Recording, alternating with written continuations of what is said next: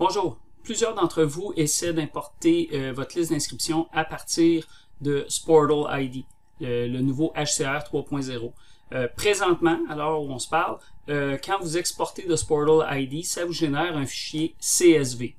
On ne peut pas importer directement un CSV dans Rétroaction, il faut le convertir en XLSX. Alors si j'ai par exemple ici un exemple, si j'ouvre le fichier CSV, vous allez voir, ça ressemble à ça. CSV, c'est pour Comma Separated Value. Ça veut dire que toutes les valeurs sont séparées par une virgule.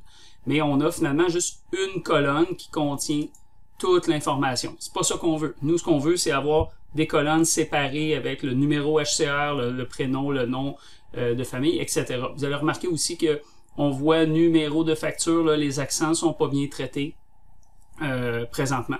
Je vais vous montrer une façon qui, selon moi, est assez facile pour convertir le CSV en fichier XLSX. C'est pas long, on n'enregistrera pas ça. Donc, une fois que votre fichier CSV est sauvegardé sur votre poste, vous allez partir un Excel. Vous allez ouvrir Excel, puis on va créer un nouveau classeur Excel, là, finalement, une page blanche comme ça.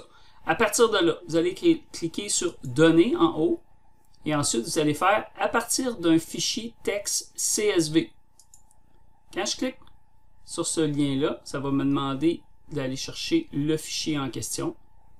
Si je vais chercher sur le bureau, Sportle ID, je choisis mon fichier, le système va automatiquement détecter et séparer les données. Vous allez voir, Excel est en train de travailler.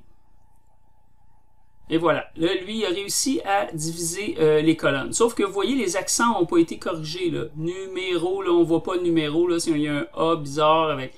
Fait ici, là, dans Origine du fichier, vous allez cliquer, vous allez descendre presque en bas, vous allez choisir Unicode UTF-8. Là, tout est correct. Numéro de facture, numéro HCR, prénom, et vous faites charger. Là, le système va convertir le fichier CSV correctement, nous donner toutes nos colonnes, les accents sont corrigés, c'est tout. Fait que rendu là, il vous reste juste à faire enregistrer le fichier, puis automatiquement le fichier va être sauvegardé en XLSX, puis vous allez pouvoir ensuite aller dans Rétroaction, sélectionner ce fichier-là, puis importer là, dans la section membres, puis ça va fonctionner. Alors c'est tout.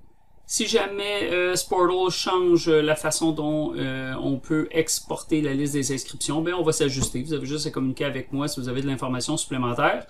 Mais sinon, sur ce, je vous souhaite une bonne journée et à bientôt. Au revoir.